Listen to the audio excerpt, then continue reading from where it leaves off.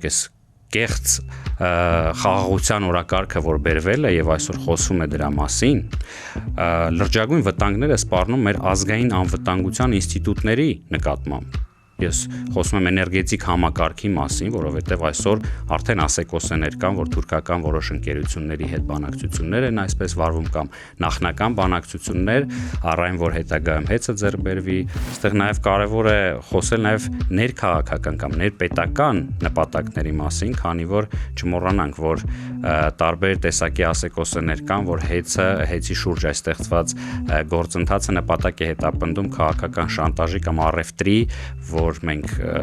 ուրեմն հեծին ձեռք չտանք, բայց դուք էլ քաղաքականությամբ մի զբաղվեք, սակայն այս 5 ամսվա ընթացքում, երբ Սամվել Կարապետյանը գտնվում է կալանքի տակ, ըստ էության ԱԱԾ-ի մեկուսարանում, դա լավագույն ապացույցն է, որ որևիցե փոփոխություն, որևիցե դավաճանություն, որևիցե նահանջ իր սկզբունքների, իր արտահայտած նպատակների եւ մտքերի տեղի չի ունենալու։ Մենք կարող ենք ենթադրել, որ սա նախընտրական նպատակներ է հետապնդում, չէ՞ որ Հայաստանի էլեկտրական ցանցերը խոշորագույն գործատուն է, այնտեղ աշխատում է, չգիտեմ, 7000-ից ավել մարդ եւ այս վերջին շրջանում մենք տեսնում ենք անթաքույց, որ հեծը փորձում են վերածեն ԿՊ-ի մի մասնաճյուղի։ 5 ամիս կալանքի տակ պահել մարդուն այս կարճ արտահայտության, այս կարճ ինտերվյուի համար գործը չփոխանցել դատարան դեռ նախաքննության փուլում է ուղղակի աբսուրդային է, հասկանում եք։ Այս իրադարձությունները մեծ հաշվով որևիցե փոփոխություն մեր նպատակների, մեր գործընթացների, շարժման հետագա ուրեմն ճակատագրի վրա ըստ էության ազդեցություն չեն թողնում, հակառակը մեծ ավելի եռանդով են գործելու, որպեսզի այս արատավոր երևույթները չկրկնվեն։ Armenia Today խոսում են գլխավորի մասին, հաղորդաշարի հերթական թողարկումն է, իմ հյուրն է իրավաբանական գիտությունների թեկնածու, մեր ձևով շարժման համակարգող խմբի անդամ Լևոն Սարգիզովը։ Շնորհակալ եմ հրավերս ընդունելու համար, Լևոն։ Խոսելու ենք Հայաստանի էլեկտրական ցանցերի շուրջ տեղի ունեցողից, այս ընկերությանը վերաբերող գործընթացից, կխոսենք նաև Սամվել Կարապետյանի կալանավորման երկարաձգման մասին, այս գործընթացի մասին, բայց սկսենք Հայաստանի էլեկտրական ցանցերից։ Այս ընկերության շուրջ աղմուկը բավական մեծ է արդեն քանի ամիս է եւ վերջերս օրերս հանրային ծառայությունները կարգավորող հանձնաժողովը ընդունեց որոշում եւ զրկեց հեծին այդ ընկերությանը լիցենզիայից կառավարման։ Ինչ է դա նշանակում, ինչ է ընդհանրապես տեղի ունենում։ Շատ բարի, Դավիթ ջան, շնորհակալ եմ հրավերի համար, մեծ սիրով զրուցենք։ Դավիթ ջան, տեսեք, եթե հեծի մասին ենք մենք խոսում, այնինչ տեղի ունեցավ, այդ գործընթացը, եթե մենք խոսանք գործընթացի օրինականության մասին, եթե մենք փորձենք խոսալ փաստերի, փաստարկների, հակափաստարկների, առհասարակ այս գործընթացի մասին, մեզ մոտ եւ հանդիսատեսի մոտ կարող է թյուր ենթադրություն ստեղծվել, որ սա իրավական գործընթաց է։ Այնինչ ճիշտ հակառակը, սա քաղաքական հետապնդման դասական օրինակ է։ Բացատրեմ ինչու։ Քանի որ մեզ մոտ ամեն օր օրակարգը շատ արագ է փոփոխվում, մենք կարծես թե մոռանում ենք, երեք ինչի մասին էինք խոսում, այսօր ինչ է, հիշենք կոնտեքստը այն ժամանակահատվածում ինչ իրադարձությունները երբ տեղի ունեցան, հա, հանրահայտ կհիշեք ինտերվյուի ժամանակ, երբ Սամվել Կարապետյանը ասում է մեր ձևով արտահայտությունը, որից հետո տեղի ունենում այդ գրառումները Facebook-ում, շատ արագ հարուցվում է քրեական գործ, շատ արագ կայացվում է կալանքի մասին որոշում, այնուհետև ձերբակալում եւ այլն եւ մինչ օրս շարունակվում է այդ գործընթացը, որից հետո հայտարարվում է հեծի պետականացման մասին, կարծես թե զուգահեռ եւ տեղի ունենում այն ինչ տեղի ունենում։ Եվ այստեղ կարևոր նկատառում երևի ես դժվարանում եմ վերհիշեմ մի օրինակ, երբ այսքան արագ ներկայացվեց օրենքի նախագիծ ԱԺ, այսքան արագ քվեարկեցին կողմ, այսքան արագ ստորագրվեց նախագահի կողմից եւ այսքան արագ տեղի ունեցան այն գործընթացները, ինչ տեղի ունեցան, նշանակվեց ժամանակավոր կառավարիչ եւ այլն եւ այլն։ Բայց այստեղ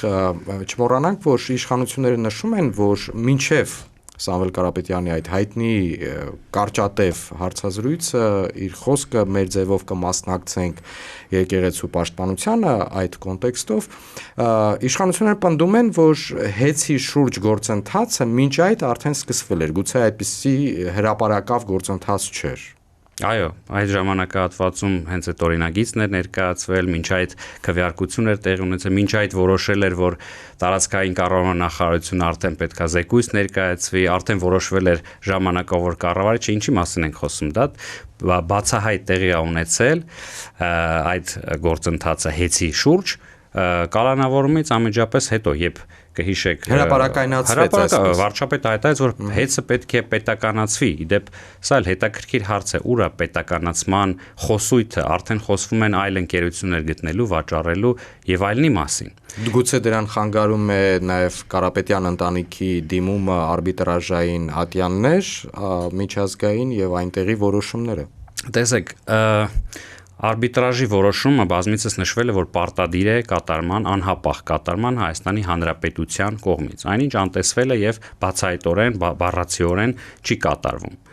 Մյուս կողմից մենք հասկանում ենք, որ Հայաստանում դժվար թե գտնվի մի գործարար, որը պատրաստակամություն կհայտնի ձեռք բերել հեծը, միևնույն ժամանակ միջազգային կազմակերպությունները եւս ես կարծում եմ որևիցե մեկը այդ բեռի տակ չի մտնի, քանի որ գործը քննվում է արբիտրաժում, քանի որ պետության կողմից այսպես բացահայտ ճնշումներ են իրականացում այդ ակտիվի նկատմամբ, դրա համար ավելի արդիական կարծում եմ կլներ զրուցել, լավ, եթե քաղաքական գործընթաց է, ապա ինչ նպատակներ է հետապնդում այս գործընթացը։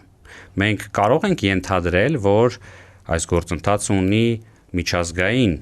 արտաքին քաղաքական նպատակներ, չէ՞ որ տեսեք այս կեղծ խաղաղության օրակարգը, որ բերվել է եւ այսօր խոսվում է դրա մասին,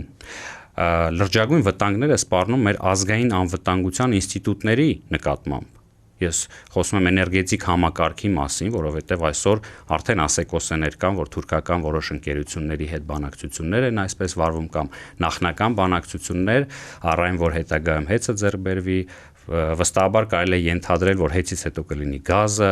հիշենք հայտնի ցորենի պատմությունը, որ արդեն ներմուծվում է Հայաստան-Ադրբեջանի տարածքով, այսինքն այս օրակարգերը, չեմ խոսում բանակի մասին, չեմ խոսում տարածքների մասին, մեր ազգային անվտանգության լրջագույն ռիսկեր են սպառնում եւ կարելի է ենթադրել, որ այդ ռիսկերը գալիս են հենց արտաքին մեր այսպես ասած հարևանների կողմից։ Կարճ ռեպլիկ այստեղ հիշեցում մեր հետևորդներին, որ Թուրքիան արդեն մոտ 30 տարի է անդադար խոսում է Հայաստանի ատոմային էլեկտրակայանի մասին, իսկ ատոմային էլեկտրակայանը մեր էներգետիկ համակարգի կարևորագույն ստրատեգիական օբյեկտ է եւ իրենք պնդում են եւ իրենք պահանջ էին ներկայացնում այդ էլեկտրակայանի վերջո փակելու։ Հիմա խոսքը գնում է նույնիսկ Հայաստանի էներգետիկ համակարգին, չասեմ տիրանալու, բայց այդ համակարգ բիզնեսով մտնելու մասին։ Դուք դրա մասին եք ակնարկում։ Ես դրա մասին եմ ակնարկում, սա մեծ շղթայի եւս մի մասնիկ է, քանի որ ի թիվս նշածս արգումենտների ինչու այլ ընկերություններ հետաքրություն չեն կարող հայտնել, ենթադրաբար չեն կարող հայտնել, ապա միայն պատճառը, որ օրինակ նույն Թուրքիան այստեղ ներկայացություն ունենա կամ ներկայությունը ապահովագրի, դա ազդեցություն ունենալն է եւ վերահսկողություն ունենալն է հենց այդ անվտանգության համակարգերի նկատմամբ։ Այստեղ նաև կարևոր է խոսել նաև ներքաղաքական կամ ներպետական նպատակների մասին, քանի որ չմոռանանք, որ տարբեր տեսակի ասեկոսներ կան, որ հեծի շուրջ այս ստեղծված գործընթացը նպատակ է հետապնդում քաղաքական շանտաժի կամ առևտրի, որ մենք ուրեմն հեծին ձեռք չտանք, բայց դուք էլ քաղաքականությամբ մի զբաղվեք, սակայն այս 5 ամսվա ընթացքում, երբ Սամվել Կարապետյանը գտնվում է կալանքի տակ, ըստ էության ԱԱԾ-ի մեկուսարանում, դա լավագույն ապացույցն է, որ որևիցե փոփոխություն, որևիցե դավաճանություն, որևիցե նահանջ իր սկզբունքների, իր արտահայտած նպատակների եւ մտքերի տեղի չի ունենալու։ Եվ եթե կհիշեք, այդ առանձնատանից դուրս գալուց դա էլ են շատ իշխանությունները շահարկում, որ ասեց Սամվել Կարապետյանը, որ թքած ունեմ հեծի վրա, հենց դա նկատի ուներ ինքը, հեռատես մարդ է, հասկանում է, որ սա դառնալու է խաղի մի ասենց մասնիկ Բացի այդ, մենք կարող ենք ենթադրել, որ սա նախընտրական նպատակներ է հետապնդում, չէ՞ որ Հայաստանի էլեկտրական ցանցերը խոշորագույն գործատուն է, այնտեղ աշխատում է, չգիտեմ, 7000-ից ավել մարդ, եւ այս վերջին շրջանում մենք տեսնում ենք անթաքույց, որ հեծը փորձում են վերածեն ՔՊ-ի մի մասնաճյուղի, քանի որ կարևորագույն օղակներում նշանակվում են մարդիկ, որոնք էներգետիկայի հետ բացարձակապես կապ չունեն, սակայն հանդիսանում են այսպես ոչ այդքան հաջողակ քաղաքական գործիչներ, որոնք որ տեղավորվել են այնտեղ, իդեպ սնվում են եւ ստանում են աշխատավարձներ հենց Սամվել Կարապետյանի միջոցներից։ Տաշիր կապիտալից։ Տաշիր կապիտալը, դա այո, հանդիսանում է սեփականատերը։ Լևոն, այս պարագայում եկեք մի քանի առանձնաբար մի քանի հարցի կարճ անդրադառնանք։ Նախ նշանակեցին կառավարիչ։ Մինչ այդ խոսում են նրա մասին, որ տեսեք հեծը պարբերաբար Հայաստանի տարբեր կետերում, այդ թվում նաև մայրաքաղաք Երևանի հոսանքազրկումներ են անսպասելի լինում, դա վնաս է հասցնում բնակչությանը, գույքին, տեխնիկային եւ այլն։ Նաև կան հեծում այսպես հավելագրումներ, դա է, չէ՞, նաև վարույթի մեջ հավելագրումներ, թերագրումներ եւ այլն։ Այդ ամեն ինչը մտցվել է այս վարույթի մեջ, որի հիման վրա էլ փաստացի հանձնաժողովը որոշում է կայացրել լիցենզիայի ձեռքելու հեծին։ Շատ բարի։ Որևիցե անգամ ես չեմ լսել, որ քննարկվի այն բանը, թե հեծը գործել է իդեալական, այսինքն որևիցե թերացում չի ունեցել։ Բնականաբար կան խնդիրներ եւ բնականաբար այդ խնդիրները պետքա լուծվեն, քանի որ եթե կրկին մի փոքր վերհիշենք, հետ գնանք, երբ որ այդ կառույցը ձեռք է բերվել, այն գտնում էր սնանկության եզրին։ Այսօր դա շահութաբեր, այսինքն հարկեր վճարող հիմնարկ է, աշխատատեղեր ստեղծած հիմնարկ է եւ այլն։ Նաև տեխնիկան է ամբողջովին, այո, կա ներդրումային ծրագիր, որտեղ որ ներդրումը արդիականացում է եւ այլ։ Սա փուլային եւ երկարաժամկետ աշխատանք է, նաև ստրատեգիկ։ Սակայն հանձնաժողովում իդեպ այդ հարցը նույնիսկ չքննարկվեց, մենակ մեկ անդամը առանձին կարծիքով անդրադարձավ, արդյոք պատժամիջոցը, որը որ ընտրվել է, համապատասխանում այն խախտումներին։ Դեռևս չենք խոսում այդ խախտումները կան, չկան, համապատասխանում են իրականությանը։ Նույնիսկ խախտումների պարագայում խոսք գնաց, որ այստեղ հեծը մեղավոր չի, երբեմն որոշ հոսանքազրկումների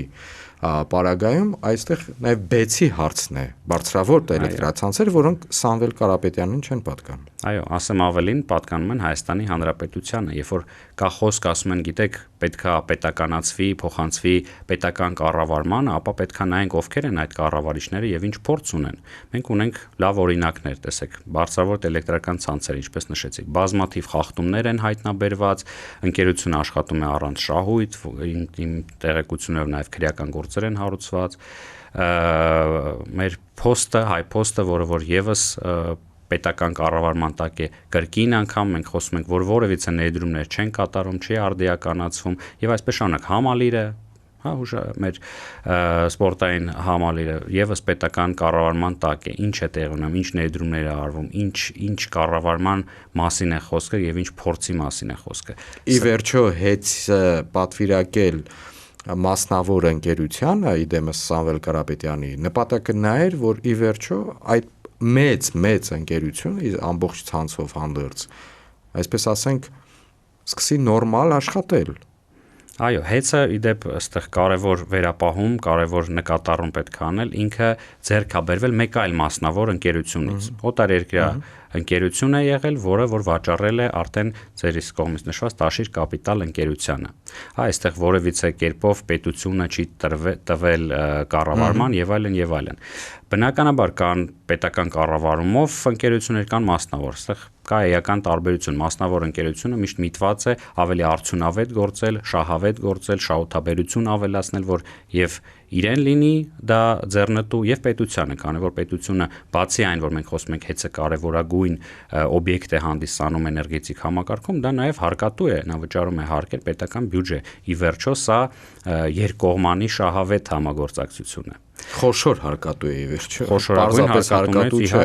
իհարկե, ինչի մասին է խոսքը։ Այստեղ հանձնաժողովին անդրադառնալով, եթե նույնիսկ այն մարդիկ, ովքեր դիտել են եւ չեն ծանոթ եւ գործընթացին, չեն հանդիսանում մասնագետ կամ իրավաբան, փաստաբան, ուղղակի վիզուալ եթե հետեւել են, կարող են նկատել, որ մի կողմից հանդես են եկել հեծի իրական ներկայացուցիչները, որոնք որ պատրաստված են եղել իրենց նյութերով, արգումենտացիայով, երկար ճառերով, ելույթ են ունեցել, ներկայացրել են փաստարկներ եւ մյուս կողմերը, այդ թվում հանրային ծառայությունների կարգավորող հանձնաժողովը, այլ ներկայացուցիչներ, այսպես հանգիստ նստած էին, նույնիսկ վերջում փորձ չկատարեցին քննարկել այս 3 օր տևած նիստը, արդյունքները, փաստարկները եւ այլն, շատ արագ քվեարկեցին եւ ընթացքում եւս տպավորություն կա, որ շատ արագ ցանկություն են ավարտել, քանի որ այդ որոշումը կարծես թե արդեն կատարված է իր մտքներում։ Սա վկայում է եւս մեկ անգամ նրա մասին, որ մենք ընդհանրապես չենք խոսում իրավական գործընթացի մասին, որ հիմա վերլուծենք, ասենք այստեղ ճիշտ է, այստեղ սխալ է, սա քաղաքական հետապնդման դրսևորումներից մեկն է։ Հաջորդ քայլը որն է։ Լիցենզիայից զրկումը տեղի ունեցավ։ Ինչ է տեղի ունենալու հետագայում։ Տաշիր կապիտալը սեփականատերը հեծի։ Ինչ քայլերի է դիմելու եւ ինչ սպասենք նաեւ հանրային ծառայությունները կարգավորող հանձնաժողովից որոշման մեջ կա կետ, որ 3 ամսվա ընթացքում պետք է սեփականատիրոջ հետ նաեւ բանակցվի, ինչ գույքի վերաբերյալ եւ այլն, եթե ոչ, ինչ է տեղի ունենալու։ Տեսեք, մինչեւ ձեր հարցի բուն պատասխանել, այստեղ նաեւ կա մի կետ, ինչ որ նշեցիք, հասկանում եք, բարոյական կողմի այս հարցի։ Հասկանում եք, այսօր սեփականատերը հեծի գտնվում է անազատության մեջ, ԱԱԾ-ի մեկուսարանում։ Իդեպ նշեմ, որ սահմանափակ հնարավորությամբ այցելության։ Հիմա երբ որ պետությունը հայտարարում է, որ սեփականատիրոջ հետ պետք է բանակցվի, ո՞նց են դա պատկերացնում։ Ո՞նց է դա տեղի ունենալու, եթե ինքը այսօր մեկուսացված անազատության մեջ է։ Իսկ ձեր հարցին պատասխանելով, բնականաբար դեռևս այս որոշումը հանրային ծառայությունների կարգավորող հանձնաժողովի վիճարկվելու է դատարան, բնականաբար, եւ չմոռանանք, որ արդեն գործը քննվում է միջազգային արբիտրաժում եւ այնտեղ էլ է գործընթաց տեղի ունենում, բնականաբար դա բավականին երկարատև կարծում եմ գործընթաց է լինելու, բայց ի վերջո մենք ինչի մասին ենք խոսում, մենք խոսում ենք մարդուց սեփականության իրավունքի մարդու սեփականության իրավունքի ոտնահարման մասին, սեփականության խլման մասին։ Սա միայն հեծի պատմությունը չէ, սա ազդակ է բոլոր ներդրողներին, հասկանում եք, Հայաստանի ներդրումային կլիման պետքա լինի գրավիչ, եթե մենք խոսում ենք տնտեսության մասին, բայց այս քայլերով պետությունը կարծես թե ընկնելով այս քաղաքական շահի հետևից անտեսում է պետական շահը, հանրության շահը։ Այստեղ մենք ունենք նաև լրջագույն խնդիրներ։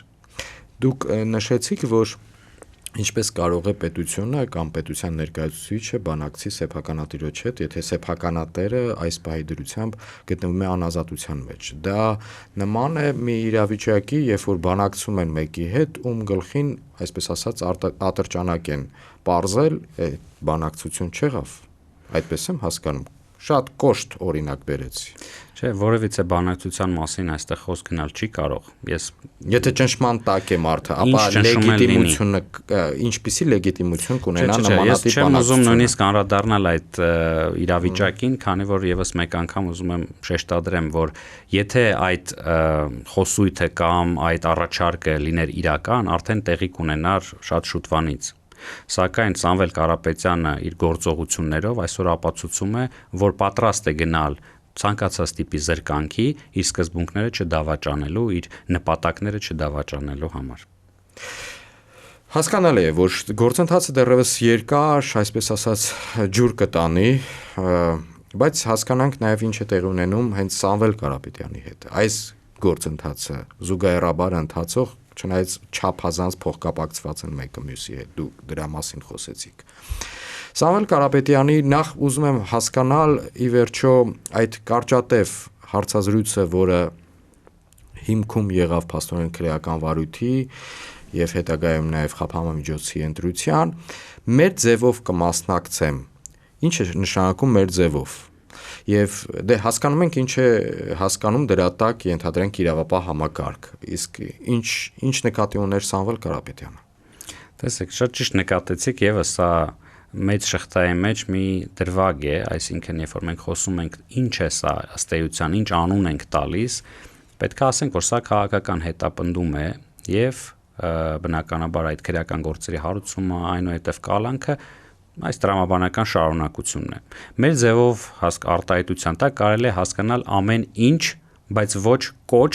բռնությամբ իշխանությունը զավթելու։ Հասկանում եք, ամեն ինչ, սա նաև իմ անձնական կարծիքը չէ, սա փորձագիտական եզրակացություն է, փորձագետը ասել է, որ սա կոչ չպարունակող արտահայտություն է։ Սակայն սա առիթ է հանդիսացել նաև հետագայում մեր շարժման անվանումն է դարձել այդպես, արդեն ժողովուրդն է կիրառում այդ արտահայտությունը իր առօրյայի մեջ մեր ձևով։ Այստեղ հասկանում եք, աբսուրդային է հիմա վերլուծել խոսել ինչ է դա կամ կոչ է, կոչ չէ եւ այլն։ 5 ամիս կալանքի տակ պահել մարդուն այս կարճ արտահայտության, այս կարճ ինտերվյուի համար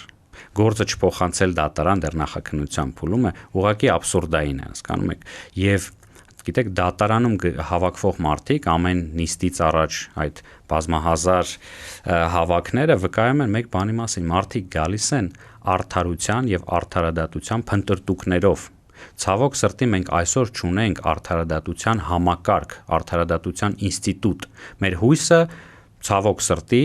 անհատ դատավորների վրա է։ Այսինքն մարդիկ ասում են այս կամ այն դատավորը իսկական դատավոր է։ Այս դատավորը ունակ է իրականացնել արդարադատություն, այնքան խիզախ է, որ գործի օրենքին համապատասխան։ Արդյոք նա կարող է այդ որոշումը կայացնել, թե ոչ։ Եվ մենք տեսնում ենք, որ Սամվել Կարապետյանի պարագայում ամեն անգամ մարդիկ հավաքվում են հույսով, որ ի վերջո արդարադատությունը կհաղթի եւ ցավոք սրտի դա տեղի չի ունենում։ Հակառակ օրինակն է կա այս խավարի մեջ մի փոքրիկ լույս մենք երեք տեսանք, երբ մեր գործընկեր եւս փաստաբան Ռուբեն Մխիթարյանը ազատ արձակվեց Վերաքննիչ դատարանի կողմից, կայացվեց որոշում եւ նա արդեն ազատության մեջ է, բայց սա եւս վկայում է նրա մասին, որ չկա գործող համակարգ, չկա ինստիտուտ, սա անհատների վրա հիմնված այսպես որոշումներ են։ Դատավորը արդարադատությունը իրականացնում է, թե ոչ, դա նկատի ունի։ Դա այո։ 5 ամիս ի վերջո, եթե դուք նշում եք այդ կարճատև հարցազրույց, այդ կարճ արտահայտությունը մեր ձևով կմասնակցեմ, ընդ որում չի խոսքում այնտեղ մեր ձևով թե ինչ կանեմ։ Մեր ձևով կմասնակ, եթե պաշտպանություն, եկեղեցու պաշտպանությունը լիարժեք չի իրականացվում, ապա մենք մեր ձևով կմասնակցենք։ 5 ամիսը բավարար ժամանակ չէր դատական համակարգին, քննիչներին ի վերջո վարույթը մտցնել դատարան, այսինքն բուն դատաքննությունը սկսել։ Շատ ճիշտ հարցադրում եք անում։ 53 քննիչից բաղկացած քննչական խումբը 5 ամիս քննում է այդ գործը։ 5 ամիս դիտում են երևի այդ հարցազրույցը այս կամ այն, չգիտեմ, արագությամբ եւ ձայնի բարձրությամբ։ Ես չեմ կարող ձեր հարցին պատասխանել ինչ այնտեղ կա, որը որ դեռ պարզաբանման կամ, չգիտեմ, պարզման ենթակա է։ Բայց այո, մենք առերեսվում ենք փաստի, որ 5 ամիս շարունակ այդ մարդը գտնվում է կալանքի տակ եւ 2 օր առաջ եւս որոշում կայացվեց այդ կալանքը 2 ամսով երկարաձգելու։ Ինչի մասին ենք խոսում։ Եթե սա քաղաքական հետապնդում չի, ապա մոռանանք դեռ կալանքի մասին, այս աբսուրդային իրավիճակի քննիչները եւ այլն։ Ինչու օրինակ դատական նիստերը դռնբաց չեն անցկացվում։ Պետական գաղտնիքի կամ այլ գաղտնի տեղեկատվության խնդիր կարծես թե չկա։ Ահաբեկչության մեղադրանքով Բագրատ Սրբազանի դատերը եւ մյուսների այդ 17 կարծեմ անձի դատավարությունը տեղի ունենում բաց։ Որոշ դրվագներում է միայն փակ։ Ինչու այստեղ դռնբաց նիստեր չեն։ Ինչու կա սահմանափակում օրինակ այցելության Սամվել Կարապետյանի շրջանակը մարդկանց ով կարող է նրան այցելի սահմանափակ է։ Ինչու, եթե սա քաղաքական հետապնդում չի, ինչու նա ազատության մեջ չի այսօր։ Լավ, հələ մի կողմ դնենք եւս քրեական գործերի հարուցումը, որոնք ինքնին աբսուրդային են եւ որևիցե կապ այդ իր անձի հետ չունեն։ Մոռանանք դա, ինչու է կալանքը կիրառվել որպես խափանման միջոց։ Ասում են կալանքը այսօր դարձել է սովորական երևույթ։ Ցանկացած քրեական գործը զուգորդվում է կալանքով։ Այսօր մեր կալանավայրերում այն մարդկանց թիվը, ովքեր գտնում են այնտեղ որպես կալանք կիրառված խափանման միջոց, ավելի շատ է այդ մարդկանց թիվը, քան դատապարտված անձանց, հասկանում եք։ Այսօր մենք խոսում ենք այդ իրավիճակի մասին ժողովրդավար իրավական պետությունում։ Նախորդ անգամ 1 ամսով երկարաձգվեց կալանավորումը Սամվել Կարապետյանի, հիմա եւս 2 ամսով։ Այդ իրավաբանական այդ այսպես ասեմ նրբությունը բացատրեք, ինչու սկզբից 1 ամսով, հետո 2 ամսով, ինչ է տեղի ունեցել։ Տեսեք, միջնորդությունները, երբ որ ներկայացում են, դատարանը ինքնուրույն կարող է որոշել այս ժամկետով կամ այն ժամկետով, հաշվի առնելով տարբեր հանգամանքներ։ Բնականաբար, փաստաբանական խումբը, Սամվել Կարապետյանի պաշտպանական խումբը ավելի մանրամասն տիրապետում է եւ ներկայացրել է այդ հանգամանքները, բայց իմ կարծիքով այստեղ կոչի այս հոդվածը քրեական օրենսգրքի նախատեսում էր առավելագույնը, եթե չեմ սխալվում, 5 ամիս կալանքը, հետևաբար այն 4-ը երբ լրացել էր եւս 1 ամսով հետաձգվեց, սակայն երևի թե անակնկալ էր իշխանության համար վերաքննիչ դատարանի որոշումը, որը որ ասեց, փաստեց, որ հիմնավոր կասկած չկա կալանքի տակ պահելու Սամվել Կարապետյանին, այլ հակառակը կարելի է տնային կալանք կիրառել, սակայն շուտապույտ շատ արագ դրա մասին եւս բավականին աղմուկ էր բարձրացել, որ Վճռաբեկ դատարանը, որը քննում է գործերը տարիներ շարունակ, 1 ամիս էլ կարծես չտևած ինքը որոշումը կայացրեց եւ ամրապնդեց իդեպ մերժելով պաշտպանների ներկայացված բողոքը, միջնորդությունը բավարարեց ուրեմն մեղադրող կողմինը եւ դրա հիման վրա ըստ դատարանը երկարաձգեց 2 ամսով եւս։ Մեղադրող կողմի միջնորդությունը կալանքը եւս 2 ամսով երկարաձգելու, եթե չեմ սխալվում, գրեթե 15 ժամ այդ միջնորդության քննումը գրեթե 15 ժամ տևեց։ Նախ ինչու է այդքան երկար, քանի որ փակ է նիստը, նաև լրատվամիջոցները քիչ տեղեկատվություն ունեն, թե ինչ է տեղի ունենում ներսում, դատարանի ներսում։ Չնայած փաստաբանական խումբը դուրս է գալիս եւ որոշ փաստաբաններ պաշտպանական թիմից ներկայացնում են լրագրողներին, պատասխանում են որոշ հարցերի, բայց դարձյալ որոշ մանրամասներ այդպես չեն հասնում ներկայացնել։ Հիմա 15 ժամ ինչ է քննվել այնտեղ։ Շատ ճիշտ հարց եք տալի, ես ձերպես նույնպես որևիցե տեղեկություն լրացուցիչ չունեմ, քանի որ դռնփակ նիստ է, կա նաև նախաքննական գաղտնիքի այսպես ինստիտուտը, որը թույլ չի տալիս շատ բաներ հասկանալ, սակայն կարծում եմ դատավարական process է, որտեղ որ սկզբից քննչական խումբն է ներկայացնում իր մեղադրանքը, այդ ամբողջը կարդում, հետո պաշտպանական կողմը յուրաքանչյուր փաստաբան ելույթ է ունենում, այնուհետև դատարանն է հարցեր, պատասխաններ այս փուլն են անցնում։ Մենք կարող ենք ենթադրել, եթե ոչ իրավական, այսինքն իրավական դաշտից դուրս գանք, ապա տեսեք առավոտվանից կամ ցերեկվանից այդ ժամերի նշանակված նիստի ժամանակ հավաքվում են բավականաչափ թվով մարդիկ, հազարավոր մարդիկ են գտնվում այնտեղ սպասումով եւ պատահականություն է թե չէ, միշտ նիստը ավարտվում է ուշ ժամի, այնուհետև այդ որոշման հրապարակումը տեղի ունենում կամ վաղ առավոտյան կամ հաջորդ օրը, երբ որ արդեն այդքան մարդկանց կուտակում չկա։ Միգուցե սա նաև որպես ենթատող, այսպես այդ նպատակով է արվում, որ մարդիկ այդ բողոք, այդ ցասումը չարտահայտեն այդ ժամանակ։ Սամվել Կարապետյանի կողմնակիցները նաև այն մարդիկ, որոնք պարզապես գալիս են արդարադատություն փնտրելու, այդտեղ ենթադրելի է։ Իրենք կարող են ենթադրել, որ այն ինչ որ տեղի ունեցավ, ենթադրենք հանրային ծառայությունները կարգավորող հանձնաժողովի այդ նիստում, այսինքն երկար քննում գործի, ինչպես դուք նկարագրեցիք, հանձնաժողովը որպես այդպեսին լսում էր միայն երկար լսում էր հեծի իրական Տաշիր կապիտալի սեփականատիրոջ, այսինքն այդ ընկերության ներկայացուցիչների երկար փաստարկները, ամբողջ թղթաբանությունը ներկայացվում էր եւ այլն, վերջում որոշումը կայացվում էր առանց հակափաստարկներ ներկայացնելու։ Հիմա այդ մարդիկ կարող են ենթադրել, որ նմանատիպ իրավիճակ էլ այդտեղ փակ նիստում է տեղի ունենում։ Այո, գիտեք, այս հարցի շուրջ պետք է բոլորը այսպես պատասխանեն, բոլոր այն պետական գործիչները, բոլոր այն մարդիկ, ով որ մասնակցում են այս գործընթացներին, մասնակից են դառնում կամ նախաձեռնում են, էական չի։ Պետք է մեկ բան միշտ մտքում պահեն, որ իշխանությունը դա փոփոխական երևույթ է։ Այսօր մեկ քաղաքական ուժն է, մյուս օրը մեկ այլը, սակայն իրենց գործողությունները պետք է կամ համապատասխանեն օրենքին կամ լինեն հակաօրինական։ Հետևաբար յուրաքանչյուրը պետք է իր մեջ այդ որոշումը կայացնի, դառնալ մասնակից, եթե գիտակցում են, որ ակնհայտ ապօրինի գործողություն են կատարում, թե ոչ, որովհետև նույն հանրային ծառայությունների կարգավորող հանձնաժողովի մասին եթե մենք խոսում ենք, ապա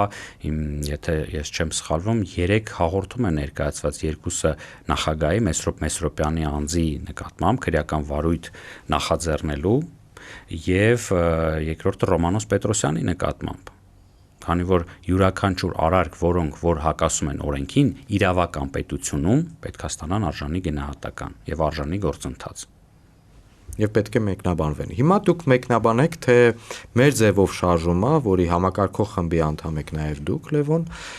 ինչպես է շարժվելու առաջ։ Ի վերջո նաև մոտալուտ շատ ժամանակ չի մնացել մինչև հերթական խորհրդարանական ընտրություններ, ակնհայտ է, որ Սամվել Կարապետյանը եւ մեր ձևով շարժումը որոշակի մասնակցություն սպասումով են մարդիկ, որ կարող է ունենալ այդտեղ, կուսակցություն դեռևս գրանցված չէ։ Ձեր քայլերը։ Այո, այս իրադարձությունները մեծ հաշվով որևիցե փոփոխություն մեր նպատակների, մեր գործընթացների, շարժման հետագա ուրեմն ճակատագրի վրա ըստ էության ազդեցություն չեն թողնում, հակառակը, մեծ ավելի եռանդով են գործելու, որպեսզի այս արատավոր երևույթները չկրկնվեն ապագայում։ Մեր ձևով շարժման համակարգողներից եւ անդամներից Նարեկ Կարապետյանը եւս հայտարարեց, որ շուտով ամիսների 1-2 ամսվա ընթացքում արդեն հայտարարությամբ հանդես կգանք իբրև քաղաքական ուժի ձևավորված քաղաքական ուժ, արդեն գրանցված կուսակցությունով, արդեն գրանցված կուսակցության ծրագրերով, որոնք որ կարևորագույն բանն են հանդիսանալու հետագայում նաև նախընտրական ծրագրերով, անձնակազմով, թեկնածուներով եւ այլն եւ այլն։ Սա մնում է անփոփոխ։ Նախադեպեր կան վերջերս, երբ կուսակցության այդ գրանցումը որոշ քաղաքական միավորներին դեռևս այդպիսին կուսակցության չվերածված մերժվել է։ Ինչ-ինչ փաստաթղթային մանր այդպես կետերին ոչ համապատասխան ինչ-որ մի բան եղել է։ Հիմա ձեր պարագայում հնարավոր է դուք այդպիսի սցենար դիտարկում եք, հնարավոր է որ կուսակցությունը չգրանցվի։ Միանշանակ մենք բոլոր ռիսկերն ու սցենարները դիտարկում ենք այս կամ այն եւ իրավական տիրույթում եւ ոչ իրավական տիրույթում եւ բնականաբար դեպքը վրա հասնելու պարագայում մենք պատասխանով պատրաստ ենք հանդես գալ։ Շատերին գուցե կհետաքրի, կուսակցությունն էլ նույն անվանումը կկրի։ Դեռևս դա էլ ես ճակերտները չբացեմ, երբ որ հայտարարությունը տեղի ունենա, բոլոր մանրամասները եւ կուսակցության անվանումը, եւ գործադիր մարմնի ղեկավարը, եւ նախագահը, թեպետ նախագահի մասին արդեն այդ վերջին հավաքի ընթացքում հայտարարվեց, որ Սամվել Կարապետյանը իր համաձայնությունը տվել է հանդես գալ որպես կուսակցության նախագահ, եւ մնացած բոլոր հարցերին պատասխանները կտրվեն եւ բնականաբար դա կլինի կուսակցության բացումը, հայտարարումը եւ այլն։ Դուք չեք ուզում մի քայլ առաջ ընկնենք։ Ամեն դեպքում կարող եք որոշ չափի փակագծեր բացել, ի վերջո մեր ձևով շարժումը ունի տարբեր խմբեր, մասնագիտական խմբեր։ Դուք էլ նաեւ համակարգող ընդհանուր խմբի անդամ եք։ Մասնագիտական խմբերը որոշակի տեղեկատվություն են հավաքում, ենթադրվում է, որ նաեւ ծրագրի կազման համար են աշխատում ըստ ոլորտների։ Հիմա այդպիսի աշխատանք շարունակվում է, թե արդեն ավարտական է, փուլում է։ Տեսեք, մեր ձևով շարժումը ամենակարևոր երևի սկզբունքներից մեկը, որ ես կարող եմ նշել, դա համախմբումն էր։ Դա այն գաղափարախոսությունն, այն գաղափարն էր, որի շուրջ ամբողջը ստեղծվեց։ Այսինքն մեր ժողովուրդը այսօր բաժանված է տարբեր կլիշեներով, սևեր, սպիտակներ, չգիտեմ, նախկիններ, ներկաներ եւ այլ, նույնիսկ աշխարհաքաղաքական, երևանցիներ, մարզերից եւ այլն եւ այլն։ Մեր ձեւ շարժման գլխավոր նպատակն էր համախմբել այդ մարդկանց, անկախ նրանց, չգիտեմ, սոցիալական վիճակից, անկախ քաղաքական հայացքներից, անկախ տարիքից, եթե այդ մարդիկ ցանկություն ունեն իրենց գաղափարները, իրենց մտքերը, ցանկությունները իրականությանը կոչեն եւ պիտանի լինեն պետությանը ապագայում, մենք բոլորի հետ պատրաստ ենք համագործակցել։ Եվ այդպես էլ տեղի ունեցավ, արդեն մի քանի հազար անձ դարձել է մեր ձեւով շարժման անդամ, մի քանի հազար մարդ հայտնել է իր աջակցությունը եւ մենք համագործակցում ենք բոլոր մասնագիտությունների տեր մարդկանց հետ, կազմելով այդ ծրագրերը, որպեսզի հասկանալ ի վերջո հասարակությունը ինչ պահանջներ ունի։ Բնականաբար այդ ծրագրերը վերածվելու են, հետագայում ամփոփվելու են, քննարկվելու են եւս մի քանի փուլ անցնելու են, որպեսզի դառնան արդեն պրոֆեսիոնալ, քաղաքական, կուսակցական, հետագայում նախընտրական ծրագրեր։ Այս փուլում դեռ աշխատանքները շարունակվում են։ Եվ վերջին հարցը, Լևոն, տեսեք, որպես այդպեսին ձեր ներկայացրած ընդհանուր միավորը, եթե գնում է, ինչպես դուք եք ասում, քաղաքական միավոր քաղաքական ուժ դառնալու ուղղությամբ, այդ գործընթացը ընդհանուր այդ միավորը ունի եւ այսպես ասեմ դրական կողմ, որտեվ որոշակի, չասեմ վակուումն եք դուք լրացնելու, բայց դե ընդդիմությունից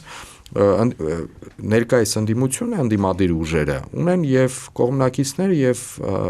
ոչ կողմնակիցներ եւ նրանց ովքեր որ միտումնավոր գնում են իրենց հակառակ են քվեարկում, դա դրական կողմն է։ Դուք կարող եք որոշակի այլընտրանք լինել մնացած բոլոր ընդդիմադիր ուժերին, ակնհայտ է դա։ Բայց կա մի բացասական կողմ, գուցե դրա մասին շատ չի խոսվում, որ դուք ձեր մասին քիչ գիտեն, չեն տեսնում, թե ովքեր են ձեզ միանում, այսինքն ինչպիսի քաղաքական կապիտալ ունի ի սկզբանե այս միավորը։ Շատ բարի, ճիշտ նկատառում եք, որովհետև մեր վերլուծությունները, մեր հարցումները եւս վկայում են այն մասին, որ այսօր նաև ի դեպ Էջմիածնում տեղի ունեցած վաղարշաբաթում ընտրությունները վկայում են այն մասին, որ ժողովուրդը իրոք կարիք ունի, պահանջ ունի երրորդ, միշտ կոչում են երրորդ ուժի, որովհետև արդեն տեսել են իշխանությանը, տեսել են ընդդիմությանը եւ պահանջ կա նոր դեմքերի, պահանջ կա նոր գաղափարների, նոր մոտեցումների եւ շատ մեծ հույսեր են կապում հենց մեր ձևով շարժման հետ։ Մյուս կողմից, ես ինչպես նշեցի, մեր ձևով դա ժողովրդական շարժում է։ Այո, նա ունի շատ դրական վերաբերմունք հասարակության կողմից, ունի բավականին մեծ աջակցություն, նույնիսկ այդ ռեյտինգները, երբ որ մենք տարբեր տեղերից տարբեր հարցումների արդյունքում ամփոփում ենք, տեսնում ենք, որ բավականին բարձր է։ Սակայն դա չմոռանանք այն պարագայում, երբ եւս մեկ անգամ մենք չենք հայտարարել դեռ քաղաքական այդ կուսակցության ստեղծման մասին։ Մենք չենք հայտարարել ի վերջո ինչ ծրագրերով ենք անդես գալու, չենք հայտարարել անձանց մասին, ինչպես դուք նշեցիք։ Իսկ անձիկ շատ կարևոր են այստեղ։ Կարևոր են։ Դա ունի եւ դրական եւ բացասական կողմը, որովհետեւ մեր ազգը ցավոք սրտի ես կարող եմ դա էլ փաստել, որ շատ եսակենտրոն է, անձնակենտրոն է։ Բոլորը սպասում են մեկ փրկիչի, որը գալու է եւ բոլոր հարցերը լուծի։ Սակայն շատ կարևոր է, որ մենք այդ քայլը առաջ կատարենք եւ հասկանանք, որ ամեն ինչ համախմբվում է, հավաքվում է գաղափարների շուրջ, այդ ծրագրերի շուրջ։ Ի վերջո այս ուժը ինչ է ուզում փոփոխել, ոչ թե ով է լինելու, որ պատվիրակենք իրան, ասենք, այս մեր բոլոր հարցերը լուծի, մեզ էլ ոչ մի հարցով մի անհանգստացրու, այո ոչ, սա բոլորիս աշխատանքի արդյունքն է լինելու, քրտնաջան, ծանր աշխատանքի արդյունքն է լինելու մեր երկրի բարեկեցությունը։ Շնորհակալ եմ Լևոն մեր հրավերը ընդունելու համար։ Մեր հետևորդներին եւս մեկ անգամ հիշեցնեմ, որ Armenia Today-ի խոսում են գլխավորի մասին հաղորդաշարի հերթական թողարկման հյուրն էր իրավաբանական գիտությունների թեկնածու մեր ձևով շարժման համակարգող խմբի անդամ Լևոն Սարգիզովը։ Շարունակեք հետևել մեզ առայժմ։